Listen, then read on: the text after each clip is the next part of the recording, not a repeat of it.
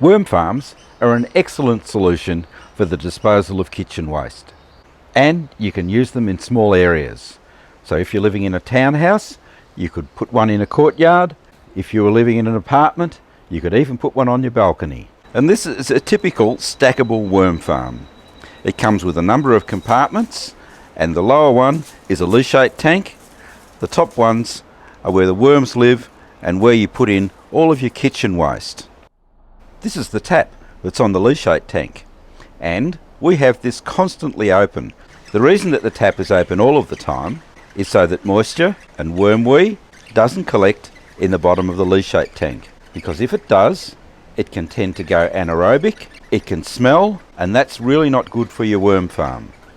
This is the next tank up. This is the one where all of the worm castings are starting to concentrate. What happens is that you put on one of these tanks, you put in your kitchen waste and your worms, and there'll be instructions for this when you buy a worm farm, and the worms work their way through it, digest and eat all of that kitchen waste, and you're left with worm castings. You will see that the worms aren't eating some things. Eggshells, for example. Although you can put them in your worm farm, the worms are never going to digest those right down. There are other things like hard avocado skins. The worms will have a lot of difficulty with those as well. You can still put them in your worm farm, but don't expect them to disappear completely. And this is the stuff that you're going to use in your garden. You don't spread it around on the surface of the garden. The best way to use it is to put it in a new planting hole, put the plant in on top, and then water in the plant. You'll find that worm castings are an excellent plant stimulant. You get great growth if you use the worm castings. The other way to use worm castings is in a new area where you remove some of the top of the soil, you mix the worm castings in a layer below the top of the soil, then you put the topsoil back on. This means that all of the microbes that are actually in the worm castings aren't exposed to the air, and they'll keep working. So let's move to the top tank.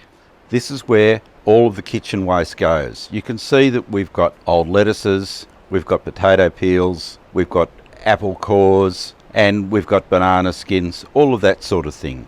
What you don't use is citrus, you don't use onions, you don't use meat, and you don't use dairy products. All of these things can cause your worm farm to smell, or the worms just simply don't like them.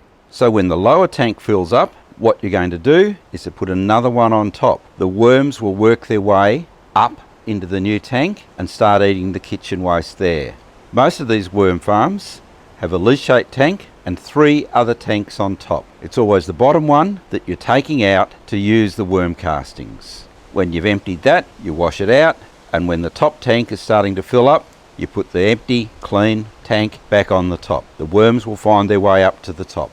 You'll also notice that you're not seeing many worms on the top of this. This is because worms don't like light, but they're actively working down below, and you can see lots and lots of worms in there if you look carefully. So one of the other things that you can do is you can put a blanket over the top. That can be a blanket of newspaper, or it can be a special worm blanket. The newspaper works fine. What this does, it creates a dark environment and encourages the worms to come closer to the top. You don't necessarily have to do that. However, it will speed things up a little bit.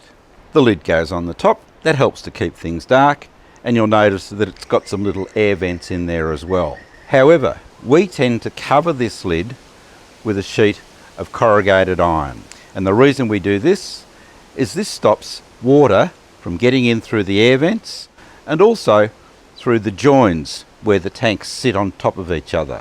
Keeps all the extra water out, especially in wet weather, and stops the worm farm from getting flooded. You'll also notice that you can see a few ferns around the worm farm.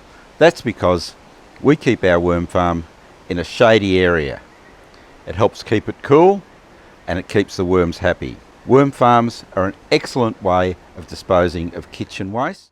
If you'd like to know more about how to make compost, or perhaps how to make leaf mould, how to grow vegetables, or some wonderfully interesting garden bulbs, perennials, fruit trees, you name it. Subscribe to the YouTube channel for regular updates, and as always, good luck with your gardening.